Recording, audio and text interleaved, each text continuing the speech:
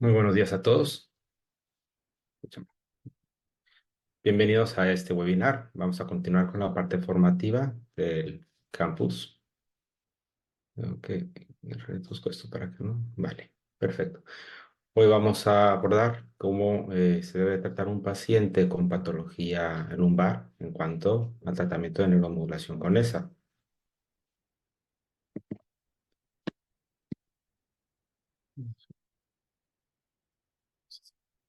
Vale.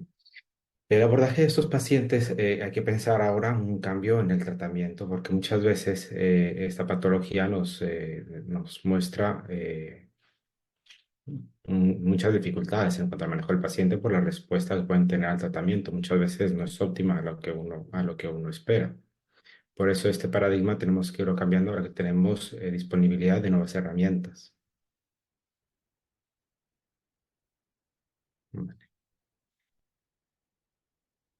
Pero ¿por qué es importante abordar un paciente con patología lumbar? Primero que nada, porque la patología lumbar es una de las alteraciones por las cuales el paciente va a acudir con más frecuencia a nuestra consulta, ya que representa una de las principales patologías de prevalencia con un 7,5% a nivel mundial, lo cual nos indica un gran volumen de pacientes que van a acudir con esa alteración.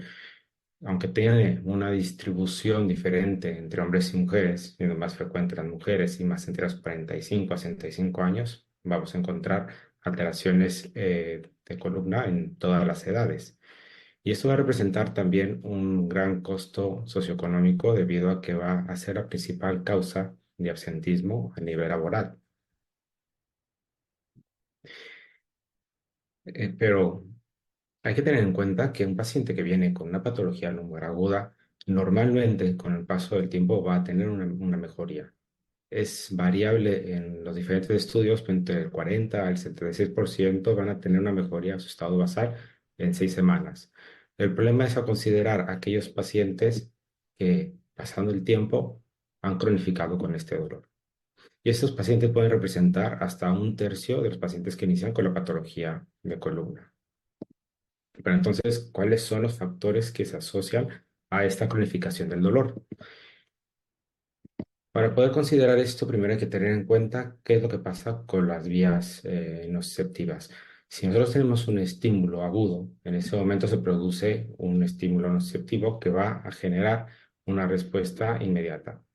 El problema es cuando este estímulo se cronifica, porque si hay una inflamación persistente, esto va a cambiar los circuitos de entrada. Y si ese estímulo además se asocia a un daño ya de estructura nerviosa, este circuito va a presentar una forma errática prodrómica, antidrómica, con diferentes factores que van a sensibilizar. Entre ellos, a nivel periférico, por ejemplo, va a estar la liberación de sustancias proinflamatorias que lo que van a generar es una hipersensibilidad en los receptores nociceptivos.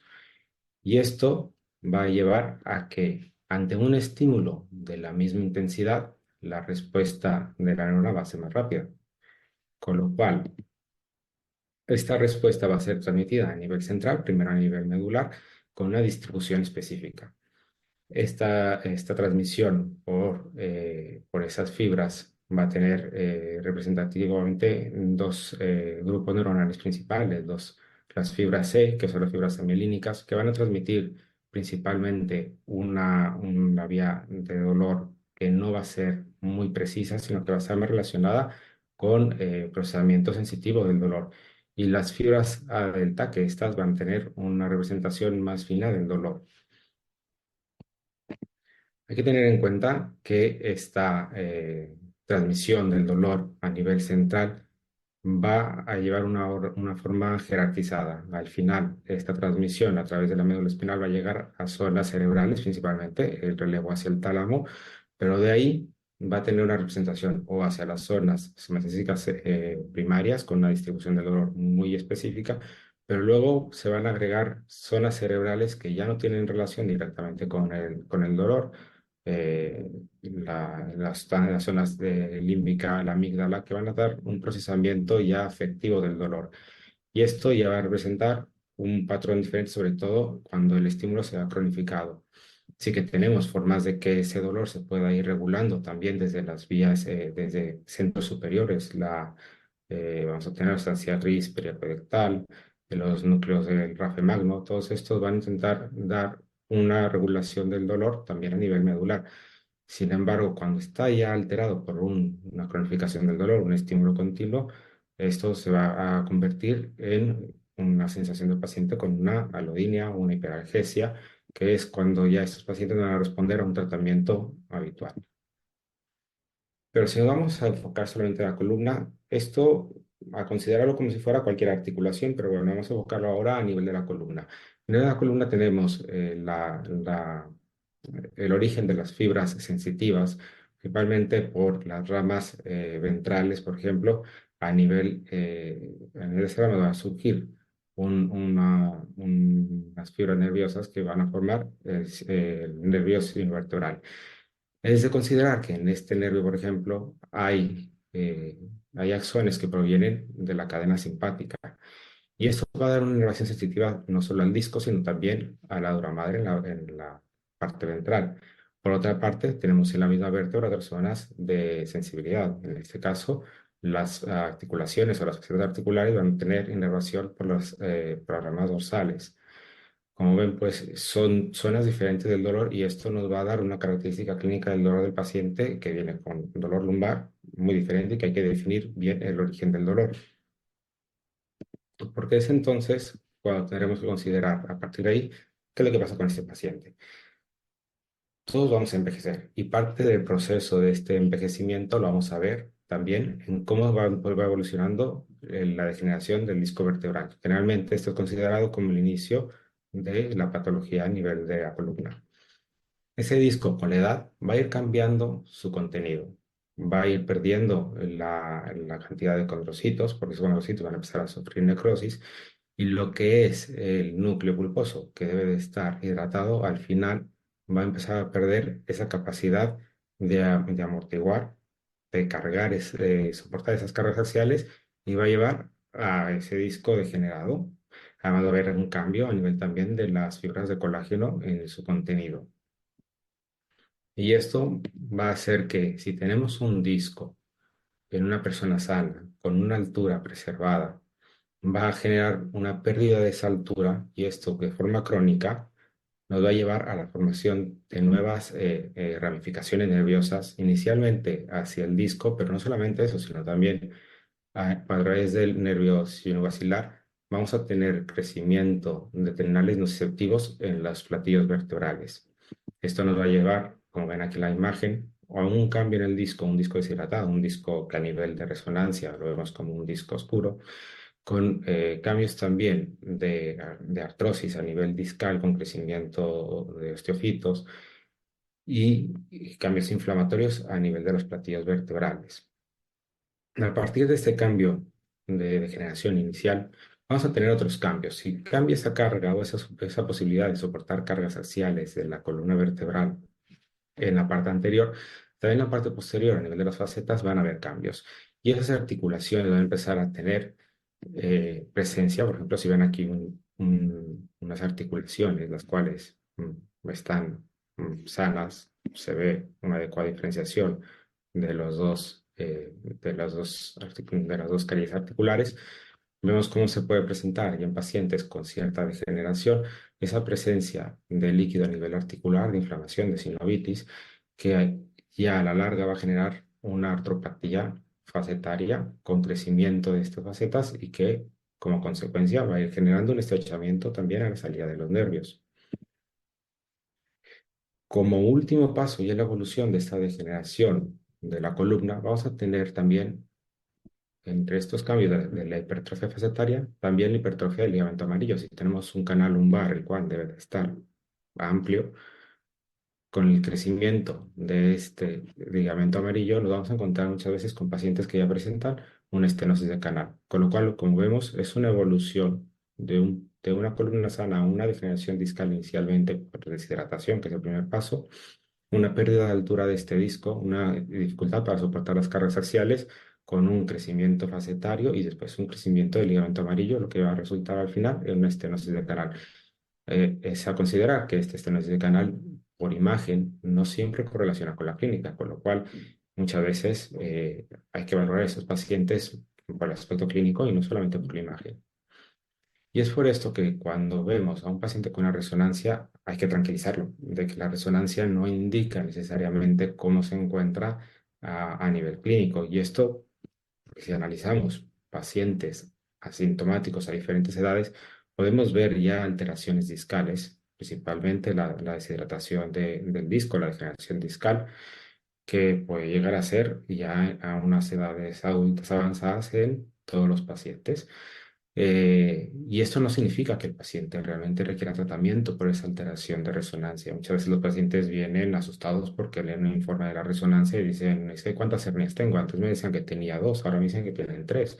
O luego llegan y dicen lo contrario, es que antes tenía tres hernias, ahora me dicen que solamente tengo dos. Entonces, esto es algo siempre que debe considerarse más clínicamente al paciente que la imagen. Y no quiere decir que un paciente que tenga una resonancia en la cual no se informen alteraciones significativas, no tenga dolor. Y es por eso que hay que considerar siempre otros factores. Uno de ellos es la variabilidad de la frecuencia cardíaca. Esto nos va a indicar el tono parasimpático que va a tener el paciente o qué tan adecuado está el sistema nervioso autónomo. Si lo que sabemos es de que la variabilidad de la frecuencia cardíaca cambia con la edad y también presenta un deterioro con los años. Pero también para si personas que tienen una actividad física moderada o unas condiciones de vida más acordes, la variabilidad también asocia una mejoría con los años. Es decir, aquellos pacientes sedentarios van a ver una merma mayor en su variabilidad de frecuencia con respecto al tiempo.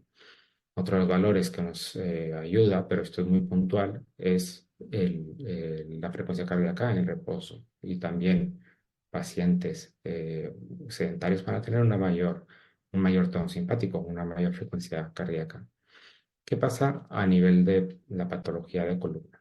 A nivel de patología de columna se sabe que los pacientes que tienen una mayor discapacidad presentan un menor tono parasimpático y que lo ven también en las ondas de alta frecuencia cuando hacen el análisis por frecuencia, que también indica el tono parasimpático. También se sabe que pacientes son sometidos a cirugía con respecto a aquellos que no requieren cirugía, suelen tener un menor tono parasimpático.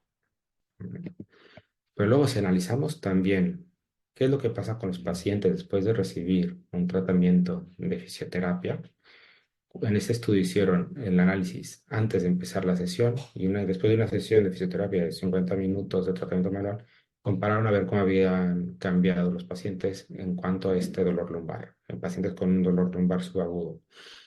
Y vieron que se mejoraron en todos los parámetros de la variabilidad de frecuencia cardíaca y de tanto tono simpático como tono parasimpático. Entonces, estamos teniendo un efecto con un tratamiento sobre el sistema autónomo del paciente.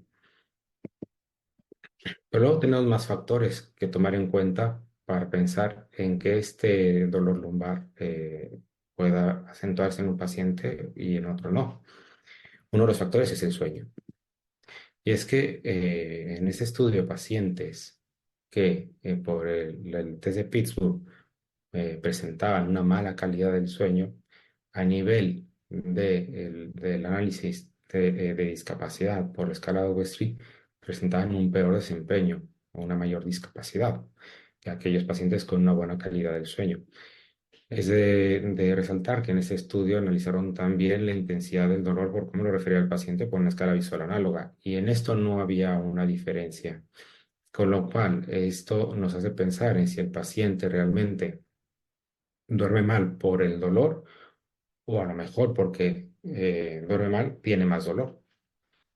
Y esto aquí lo demostraron en escalas que indican más bien discapacidad y no solamente este dolor. Esto nos da también a pensar en estudios en los cuales se ha visto que la deprivación del sueño en pacientes sanos puede alterar también la percepción del dolor. En ese estudio, por ejemplo, después de hacerle un estímulo doloroso, que era pues utilizar un manguito de presión, incrementar la presión para ver hasta cuándo el paciente presentaba dolor o refería a dolor y qué intensidad de dolor refería. Después de la deprivación, estos pacientes presentaban una intensidad de dolor mayor. Y no solo eso, sino que también el nivel al cual empezaban a percibir el dolor era menor después de haber presentado la deprivación del sueño. Esto nos hace pensar en si tu paciente te refiere dolor, también tienes que preguntar a lo mejor qué tanto efecto tiene, está produciendo en él el que tenga una mala calidad del sueño y no solamente que el dolor esté afectando su sueño. Pero luego tenemos otro aspecto a tomar en cuenta.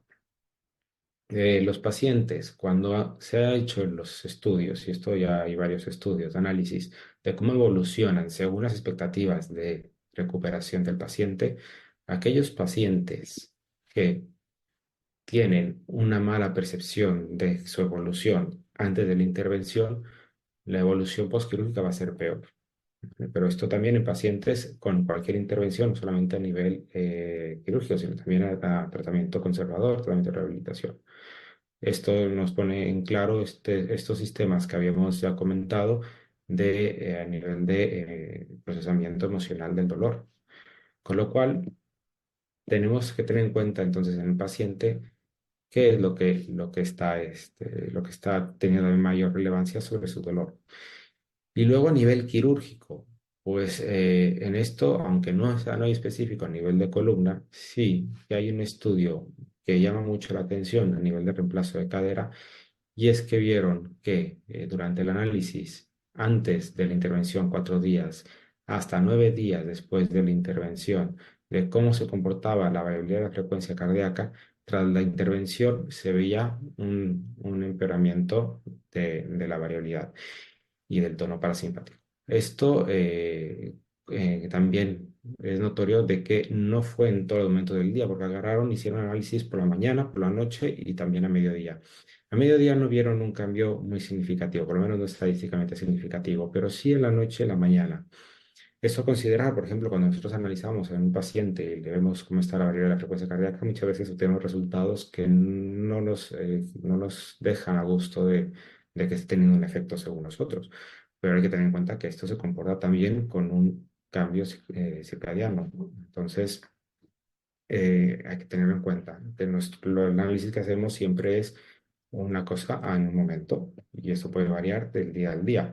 Ahora, que esto tenga relación con el pronóstico, si se sabe que una baja variabilidad de la frecuencia cardíaca unos pacientes tienen una peor evolución a nivel de patología cardiovascular y también a nivel de la anestesia. Pacientes que tienen baja variabilidad de la frecuencia cardíaca pueden tener una peor respuesta a la anestesia o recuperación posanestésica. Por lo cual, cuando tenemos un paciente con patología de columna, primero tenemos que hacer la evaluación completa del paciente. Esto significa no solamente ver la variabilidad de frecuencia cardíaca, sino también pensar en cómo está la situación de estrés del paciente, cómo es su calidad de vida, si tiene algún otro factor que le esté influyendo en esta evolución del dolor, pero también pensar en la calidad del sueño. Entonces, primero hay que pensar en ese dolor. Y este dolor hay que definirlo bien el origen, porque vamos a tener diferentes focos de dolor en un paciente con patología de columna que se pueden sobreponer mucho unos a otros. La irradiación del dolor lo van a presentar con diferentes patologías y esta irradiación puede sobreponerse muchas veces. Hay que tener en cuenta que no es la irradiación del dolor lo que nos va a definir más fácil el territorio, aunque tenemos zonas de probabilidad de irradiación del dolor para definir más un territorio sobre otro. Esto no siempre se cumple. Esto es solamente una estadística de cómo van a tener según la zona del dolor, pero luego tendremos diferencias de inervación entre personas. Pero también pacientes que vienen con un dolor facetario, una degeneración de las articulaciones vertebrales, van a tener un dolor irradiado. Esto no indica un dolor por una compresión nerviosa. Los pacientes, pues característicamente te van a referir un dolor hacia la zona de la articulación vertebral donde les duele, pero también van a tener una irradiación más característica hacia las caderas, hacia las ingles, con un dolor sobre todo a la extensión, clásico del paciente que se pone de pie y le cuesta ponerse completamente recto. Pero ¿qué pasa también con pacientes con alteración de la articulación sacroiliaca? Pues también van a tener un dolor referido y estos son a veces mucho más difíciles de diagnosticar. Hay que tener un poco más de sospecha clínica para pensar en cuándo hay que hacer la evaluación. Hay que tener en cuenta, por ejemplo, que las patologías autoinmunes muchas veces presentan alteraciones en la articulación sacroiliaca. Por ejemplo, he tenido pacientes con enfermedad de Crohn, en la cual mucho tiempo con dolor a cadera, diciéndole que era solamente por una discopatía que tenía, y que no ha sido por eso, sino que era una inflamación en la sacroiliaca lo que le estaba generando el dolor. Y ese paciente había pasado por inflamatorios y infiltraciones a nivel de las facetas sin tener una mejoría, cuando realmente la única mejoría era un bloqueo a nivel de la articulación sacroiliaca. Pero luego podemos tener también origen muscular y también el dolor a nivel del psoas va a dar cierta irradiación hacia los glúteos y esto puede ser entonces una cosa muy importante a considerar en todos los pacientes que no solamente la irradiación te va a dar, si no hay un dolor neuropático, o sea, una sensación de quemazón o una pérdida de sensibilidad o ya una alteración en los reflejos o en la fuerza, es muy difícil poder definir el nivel el origen del dolor, a qué nivel está, si es a nivel L1, L2, a nivel L4, L5, esto por solamente el dolor no se puede definir tan fácilmente. Por lo cual, nos ayuda después de haber valorado al paciente, ahora sí, a analizar si requiere o no requiere una prueba de imagen. Tener en cuenta que en la actualidad tenemos un problema de una sobreindicación de estudios paraclínicos, porque muchas veces se encuentran resultados en las pruebas que no tienen una repercusión clínica y que no deben de ser tratados. Entonces, ¿cuándo hay que hacer una prueba paraclínica? ¿Cuándo hay que hacer una resonancia? Cuando el paciente te está refiriendo síntomas que te hacen sospechar ya de una alteración a nivel estructural. Aquí, por ejemplo, podemos ver en un mismo paciente tres cortes diferentes. En el primero tiene un canal completamente preservado. En el segundo corte, a nivel de L4 L5, vemos una hernia discal. Y a nivel de L5 S1 vemos ya una estenosis del canal por una hipertrofia facetaria. Claro, a nivel de cirugía, este paciente hay que pensar en cuál es el motivo de su dolor, porque este paciente, que en este caso tiene 39 años, si analizamos solamente la imagen y planteamos hacer un procedimiento a nivel de imagen, pues podríamos pensar en tener que hacer una fijación L4, L5, S1 y una descompresión del canal y quitamos la hernia L4, L5, podemos poner incluso cajas citosomáticas, vamos a hacer cosas muy agresivas. Pues lo mismo pasa cuando estamos analizando al paciente para ver qué vamos a hacer con un tratamiento de neuromodulación. ¿Dónde viene el origen de los síntomas? Si el paciente en este caso refiere solamente a un dolor radicular, no tenemos por qué preocuparnos en ese momento del canal estrecho que tiene, porque a lo mejor le está generando, como en este caso, una sintomatología y el principal problema en su caso es el de la hernia discal. Otra de las características en la imagen que hay que buscar en la resonancia, muchas veces, sobre todo en asociación a esas hernias discales, es si se presentan cambios inflamatorios en los platillos vertebrales, porque esto nos indicará si esta hernia va a presentar un dolor, se puede cronificar más el dolor. Generalmente, si no se ven estos cambios MODIC, indica primero una inflamación en los MODIC tipo 1 o después ya una infiltración grasa o ya una fibrosis en MODIC 3.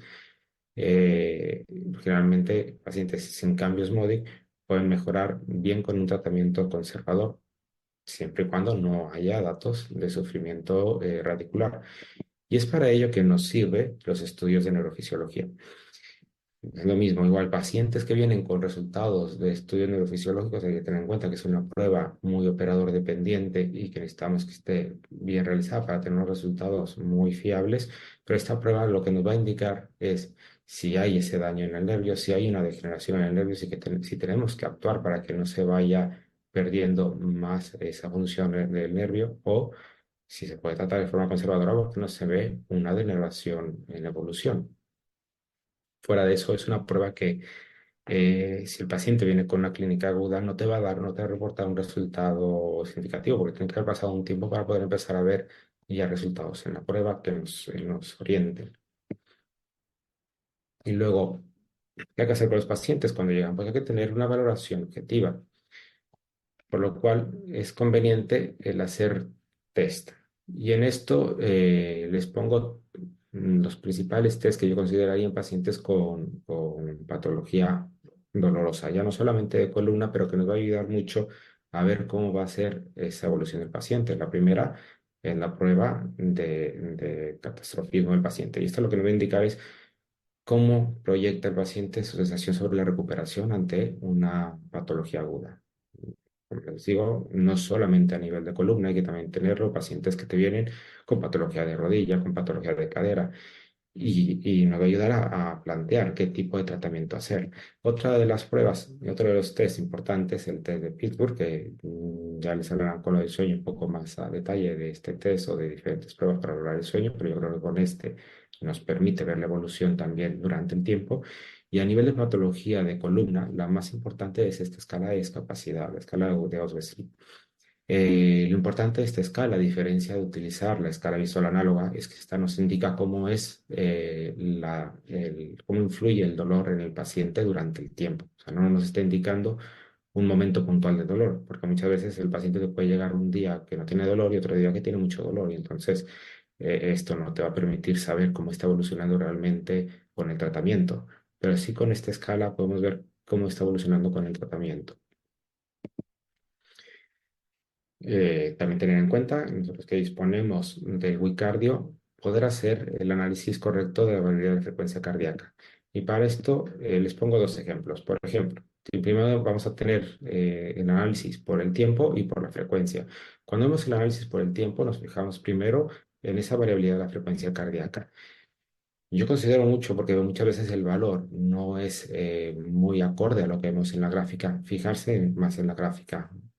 Cuando vemos gráfica como esta, que es más plana, más ancha, indica que tiene una variabilidad correcta. A lo mejor hay algún movimiento que ha tenido, temblor ligero en las manos cuando se lo has colocado, o que ha hablado, esto genera ciertas distorsiones que pueden generar que el valor que tenemos pueda ser más alto de lo real.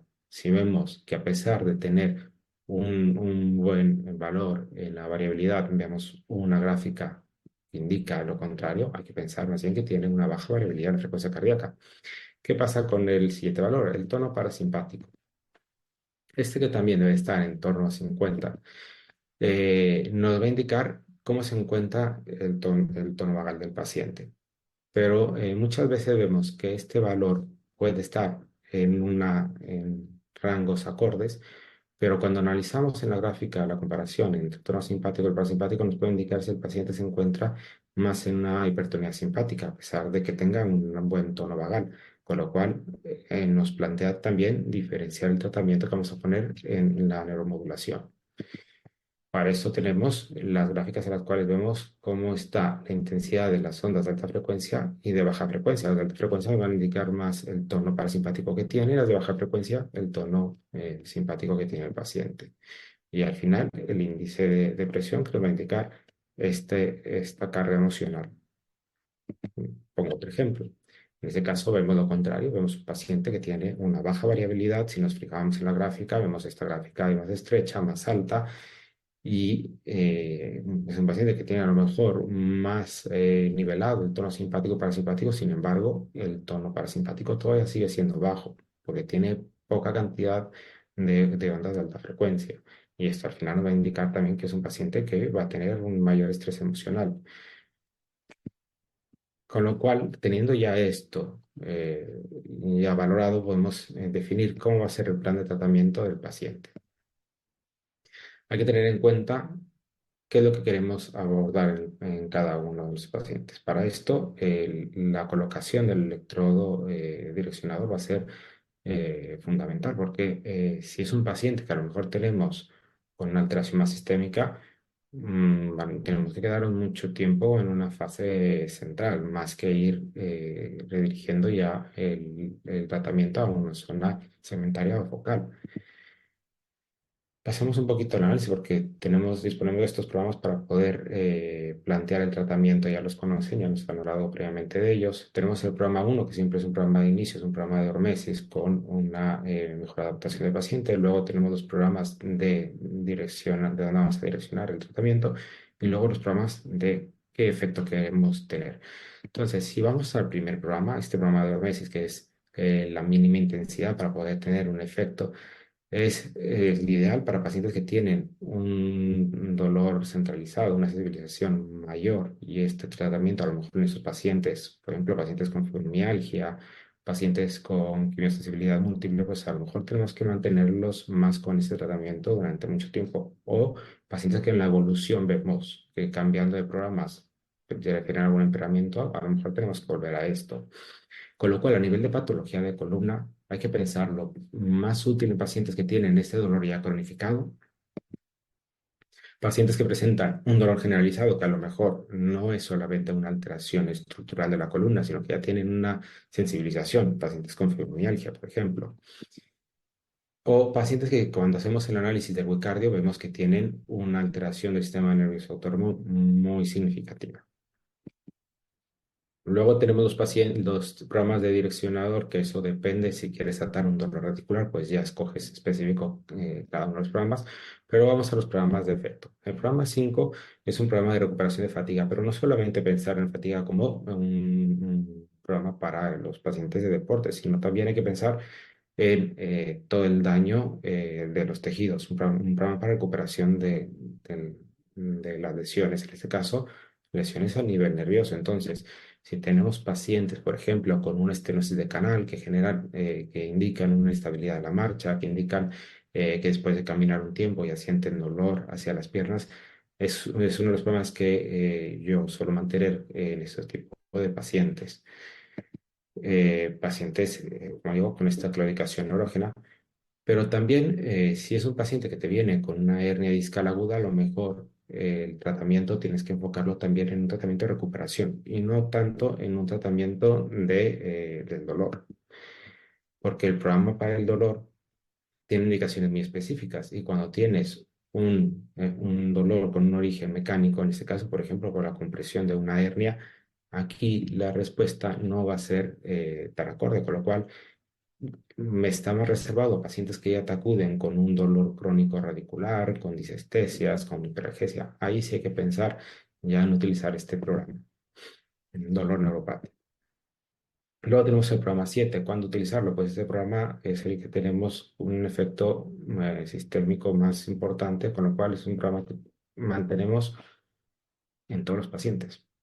¿Cuánto tiempo? Pues generalmente lo dejamos a menos de que sea un paciente que tenga mucha hipertonía vagal, mucho tono parasimpático, puede hacer que esos pacientes requieran más mantener el programa 1 en lugar del programa 7, pero bueno, yo en mis tratamientos suele ser un programa que mantengo bastante con mis pacientes. Y luego considerar el programa 8, no tenerlo de lado, porque es un programa que nos va a ayudar no solamente a la recuperación del sueño, hay que pensar en pacientes con una centralización ya del dolor. Este programa nos puede ayudar a darles nuevas herramientas para mejorar esa parte del dolor. Pacientes que hemos ya valorado y vemos que realmente tienen una mala percepción o una mala autopercepción de mejoría, pues también es un programa que nos puede ayudar a bajar el estrés o esa sensación de catastrofismo. Y sobre todo, pacientes con una mala calidad del sueño. Con lo cual, a forma de resumen, podemos pensar si llega un paciente con un dolor radicular, un dolor central. Si es un paciente con una estenosis de canal, yo suelo mantener, a lo mejor el programa 6 también lo puedo colocar si tiene un dolor radicular, pero sí para mejorar esa parte del estrés que genera esa estenosis, esa falta de irrigación suficiente, que genera esa sensación de claudicación cuando camina el mantener el programa 5. Pero ¿qué pasa con pacientes con hernias discales? Pues aquí sí que ya puedes valorar más el tratamiento en forma metamérica conforme vas evolucionando en las sesiones y ya pensar sobre todo en recuperación. Como les digo, el programa 6 te podrá ayudar, pero ya en fases más avanzadas. Al principio, yo lo enfoco más a una parte de recuperación. Ya cuando el paciente te viene con una radiculopatía, si descartas que esa radiculopatía vaya en progresión, sino que ya es algo establecido, aquí sí te puede funcionar también el programa 6 sí puede funcionar en mayor utilidad.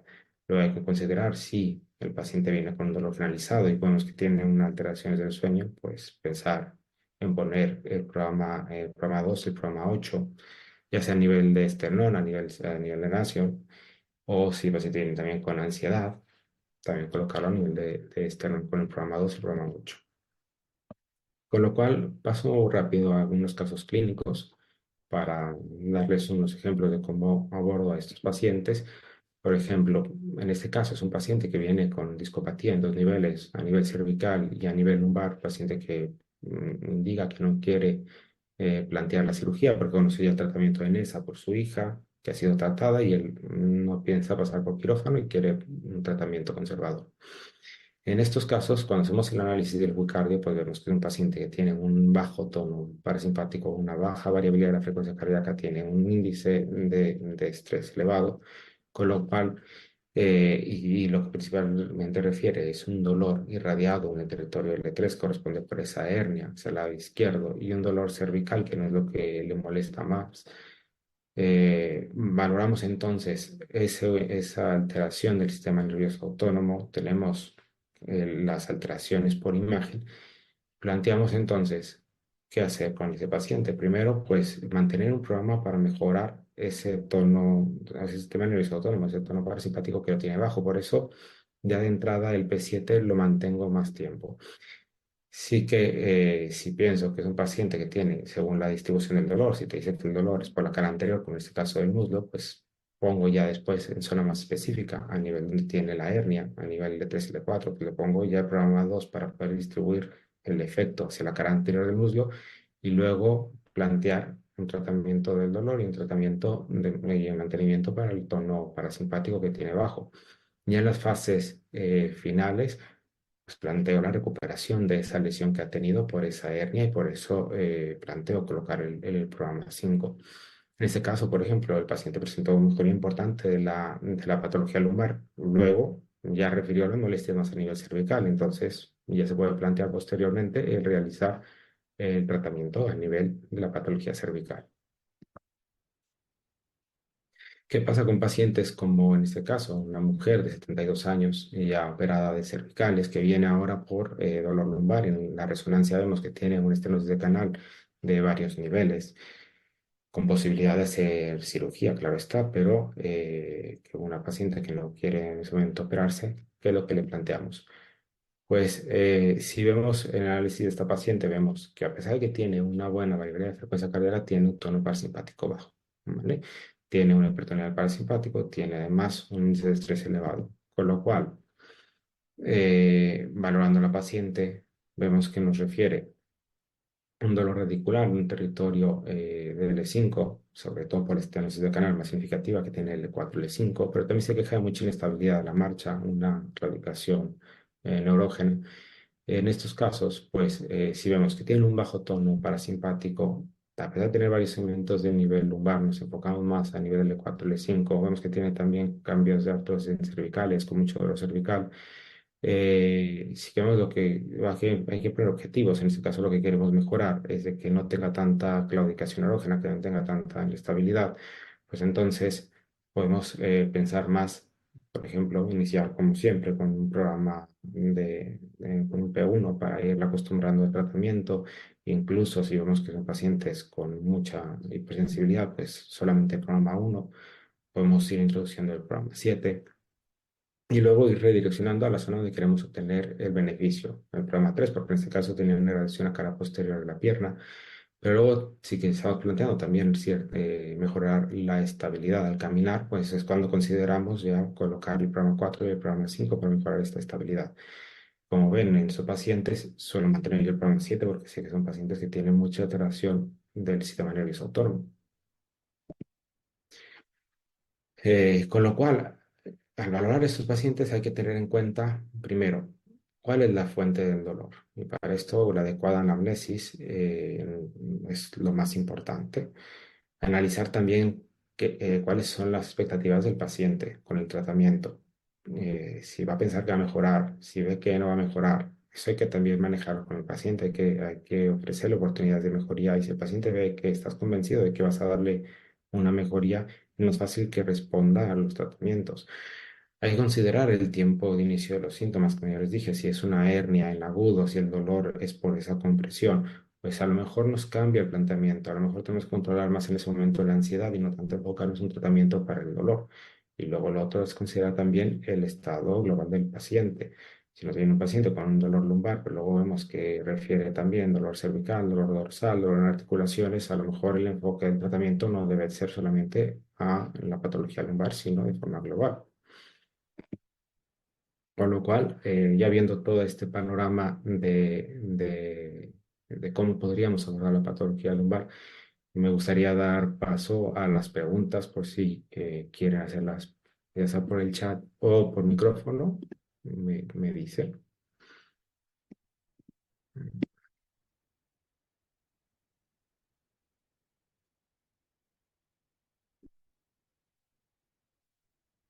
Muy bien. Vale, de momento no veo ninguna pregunta, pero voy comentando. A ver. El programa 9 puede utilizarse en un herpes zóster, otra parte del cuerpo fuera de la cabeza, como por ejemplo en herpes intercostal, incluso se puede utilizar en algún otro nervio. Bueno, vale. Cuando tratas una alteración radicular, el 9 es un programa solamente para alteraciones centrales, o sea, no es que el herpes responda al programa 9. Lo que responde al programa 9 es la alteración de los nervios craneales. Entonces, si es un herpes intercostal, pues lo que tienes que tratar es este dolor neuropático. Entonces ya utilizas el programa 6 y ya lo pones en una distribución metamérica. ¿Vale? Y en estos casos, por ejemplo, con un herpes localizado, los conductores pues, van a tener también un efecto muy útil. Ya conforme vayan avanzando en el campus, irán viendo cómo también tenemos una buena herramienta con esto.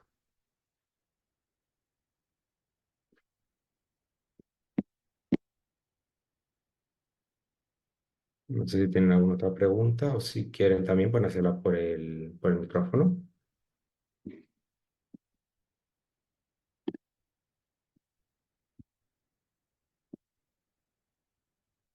Mm.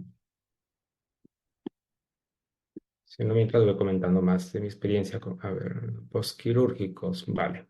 Bueno, a ver, postquirúrgicos. Las únicas contraindicaciones para utilizar el tratamiento de neuromodulación realmente es de que tengan algún dispositivo eléctrico implantado. Y claro, si tienen la zona de la cirugía, pues estuviera interfiriendo en la parte de colocación de los electrodos a nivel de columna, pues no debería haber ningún problema para esto. El que tengan prótesis de artrodesis, no hay ningún problema. O sea, tú puedes dar tratamiento a estos pacientes y no va a haber una alteración en la transmisión de las corrientes. Si he utilizado el modo high. A ver, el modo high, cuando es para el sueño, no lo suelo utilizar porque el programa 8 es un programa que tienes que utilizarlo de forma más cautelosa con los pacientes, con lo cual te suelen referir muchas veces, sobre todo pacientes que ya tienen un dolor crónico, una sensibilización. Si les pones el programa 8, muchas veces te refieren a un mareo o cefaleas. Y si les pones todavía mucho tiempo o mucha intensidad, te van a tener más dolor de cabeza o más molestias. Entonces, para que se adapten mejor, incluso el programa 8 lo puedes ir dosificando en menor tiempo. Aunque el dispositivo te deja programar solamente 15 minutos, tú podrías poner un tratamiento de 5 minutos o 10 minutos e ir incrementando el tiempo para ver si el paciente presenta una mejor tolerancia. Con lo cual, bueno, para el sueño, realmente lo utilizas ese programa 2, programa 8, programa 7. No pondría tanto yo el high. El high más para un paciente de recuperación de alto rendimiento, por ejemplo, en deporte. Creo que ya lo habrá comentado un poco Albert en esto, pero para un paciente como estos suelen ser gente mayor, ponerle una alta intensidad no es necesariamente más útil el tratamiento. ¿A partir de qué edad podríamos empezar a tratar? A ver, se han tratado niñas ya con patología con daño cerebral, entonces no hay una edad establecida a la cual iniciar el tratamiento. Entonces, si lo puedes adaptar al paciente, podrías hacer tratamiento con un adolescente de 14 años perfectamente. Vale. Esto del Wicardio es bueno a tener en cuenta porque siempre nos genera a todos la misma duda. Y es que cuando hacemos el análisis del Wicardio y vemos cómo está el SDNN, que nos indica esta variabilidad de la frecuencia cardíaca, o cómo está el tono del parasimpático, hay que tener en cuenta también las gráficas. Es que muchas veces nos fijamos solamente en los números, pero el número no es completamente el todo. Hay que tener en cuenta que estamos haciendo una fotografía del momento, de cómo está el sistema nervioso autónomo del paciente en ese momento. Con lo cual, si el paciente ha venido corriendo a la consulta, Si ha tenido algún factor estresante el día previo o ese mismo día, pues va a venir alterado el ubicardio, no te da un valor para considerarlo como de hecho. O sea, si entre más ubicardio puedes hacerle a un paciente, mejor, porque podrás tener varios valores y analizar como un poco su estado promedio y también la evolución con el tiempo, intentar hacerlo también a la misma hora. Con lo cual, si nos fijamos en las gráficas y vemos que el histograma presenta esta morfología, muchas veces vemos que hay valores dispersos. Y esos valores dispersos no los considero como unos valores reales. Y muchas veces esos valores dispersos nos dan una variabilidad muy alta. Pero si vemos que realmente el histograma, la mayor parte de los valores están muy centrados, pensamos que el paciente presenta una baja variabilidad de la frecuencia cardíaca. Luego lo mismo pasa con el tono parasimpático. Si solo te fijas en la gráfica, verías que pues tiene mucho tono simpático. El tono parasimpático está un poco más bajo que el simpático, pero sí que tenemos un tono parasimpático en ese paciente bajo. Esto yo me fijo también en cómo se encuentra en la parte del análisis por la frecuencia. ¿Por qué? El que es más significativo en los diferentes estudios son las ondas de alta frecuencia. Las de baja frecuencia, aunque tienen que ver más con el tono simpático, muchas veces no suelen dar muchos resultados significativos en los estudios o en los análisis en las publicaciones que se analiza en la baja frecuencia. Sin embargo, en la alta frecuencia y la relación entre low frequency y high frequency es de los valores más significativos en los estudios. Si tú ves que a pesar de tener algo comparable entre el tono simpático y el tono parasimpático en la gráfica, pero ves que realmente las ondas de alta frecuencia están bajas, hay que pensar que el paciente presenta un bajo tono parasimpático. No sé si te respondí, Camilo. Para síntomas que no se han resuelto de parestesias a nivel distal, a ver, esto hay que pensar si hay algún factor que pueda estar haciendo que se mantenga esta alteración sensitiva.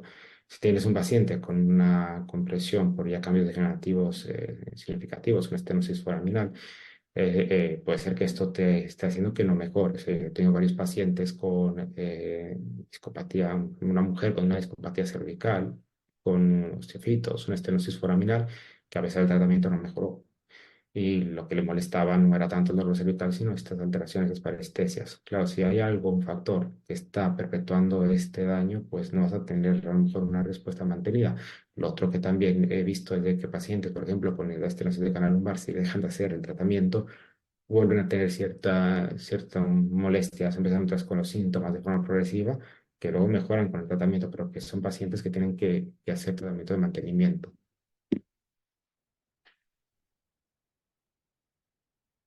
Vale. No sé si hay alguna otra pregunta.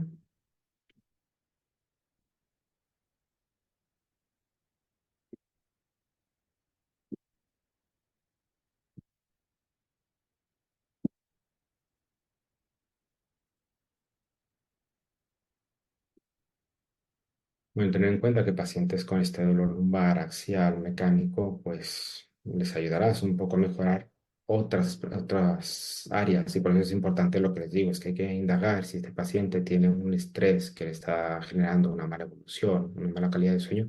No puedes influir más sobre esto, más que enfocarte solamente en el tratamiento del dolor. Y para otro tienen ustedes alternativas de tratamientos antiinflamatorios en caso de dolor agudo o un tratamiento de fisioterapia para cuando es un dolor axial. Pero mientras puedes ayudar a mejorar toda esta respuesta o esta evolución, si puedes tratar también el estrés o puedes tratar también el sueño.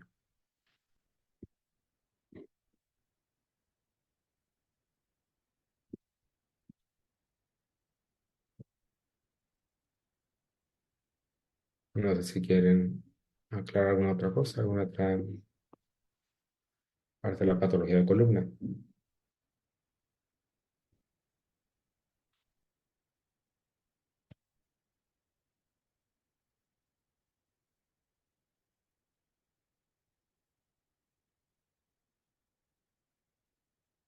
Vale, frecuencia de tratamiento. Esto es como en todas las patologías. Cuando quieres tratar al paciente con el tratamiento con esa siempre hay que ser, yo les recomiendo siempre ser lo más intenso si es que quieren ver una respuesta y también para que el paciente pues se apega al tratamiento. Entonces, yo les suelo pedir que hagan en torno a 3 a la semana al menos el primer mes y ya después vamos viendo el mantenimiento según cómo va la evolución del paciente.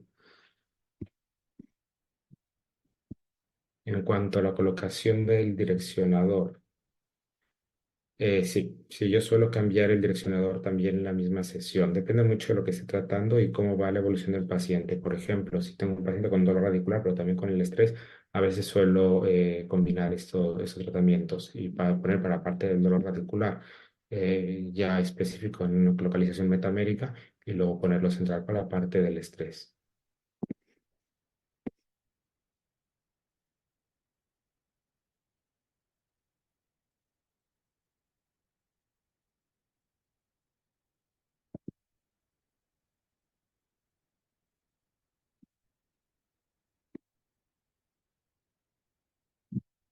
Ya tenemos algunos minutos. Si tienen alguna otra pregunta.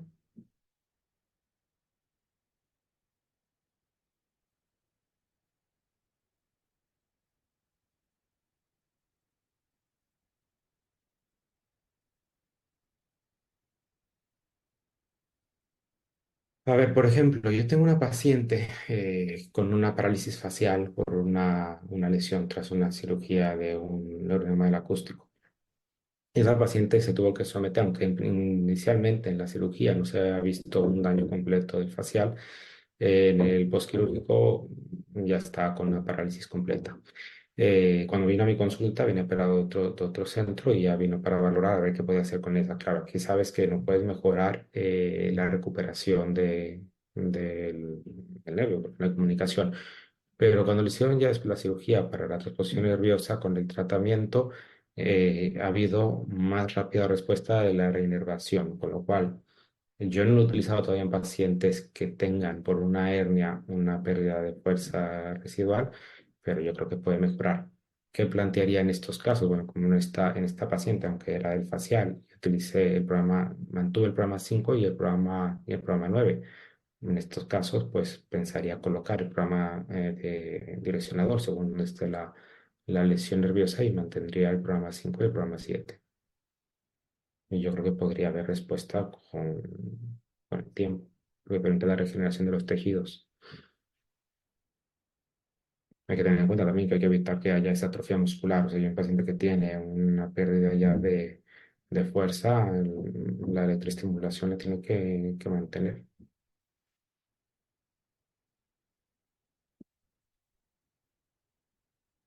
De nada. Bueno, tenemos todavía algunos minutos. Si tienen alguna otra pregunta.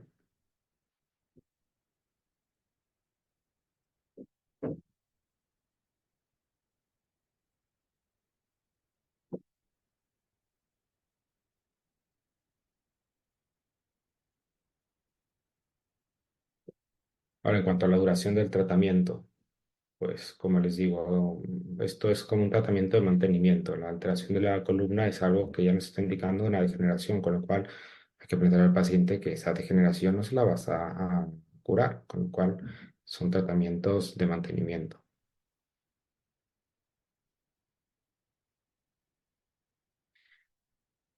Para un estenosis de canal, claro, yo lo que he colocado o es, si presenta mucho dolor radicular, que era el caso que presenté aquí, lo enfoqué primero también en la parte del dolor radicular, pero también la estabilidad. Generalmente la estenosis de canal lo que te van a decir el paciente es de que al caminar tiene que estar parando por esa sensación de fatiga, de cansancio en las piernas, y pueden referir o no dolor radicular necesariamente.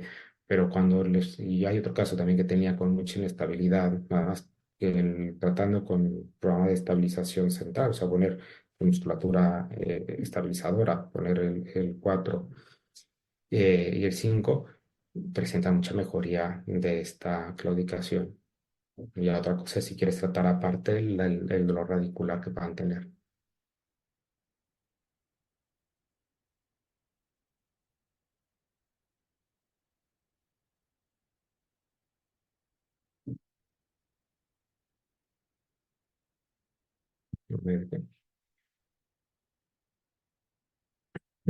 De pacientes con tinnitus, mira, ahora estoy tratando un paciente con tinnitus y hay otros fisios que también han tratado a pacientes con tinnitus. Sí, la respuesta es variable. Este paciente que estoy tratando lleva ya 10 sesiones. Lo único que se queja es del tinnitus, no tiene ninguna datos de alteración cerebelosa o inestabilidad y refiere que ha ido mejorando, que por lo menos ya no son tan intensas, ha mejorado más de un lado que del otro lado. Llamó la atención que mejoró más del lado contrario, donde estaba enfocada, donde tenía los síntomas, o sea, tenía más los síntomas del lado derecho, el lado izquierdo ha mejorado bastante, el lado derecho poco, pero bueno, va mejorando. Siempre hay que pensar si hay una alteración estructural. O sea, en pacientes que te llegan con algún síntoma que te pueda focalizar una alteración neurológica, hay que buscar primero que no haya algo que te esté generando esa focalidad. Y en base a eso sabrás si te va a mejorar o no te va a mejorar. Si hay una alteración central, a lo mejor va a ser más difícil que te mejore o tal vez más con el tiempo. ¿Cómo planifica los tratamientos? Estás pensando que son alteraciones de nervios craneales. Entonces, en este caso, como era bilateral, lo puse en ácido. Pero bueno, que si hubiera sido más de un lado que del otro, lo hubiera puesto a nivel temporal de lado donde está la alteración. ¿Y qué programas? Pues un programa, si pienso que puede ser por alguna lesión nerviosa, pues tengo que pensar en el 5. Si no, pues según cómo vea el cardio del paciente, que me indica que a lo mejor es un paciente con más estrés o más tono simpático, pues a lo mejor mantengo más el 7, hay que poner el direccionador. En este caso, como es una alteración más zona sagital, pues mantengo con el 4 y entre 4 7 y 9 hago la mayor parte del tratamiento.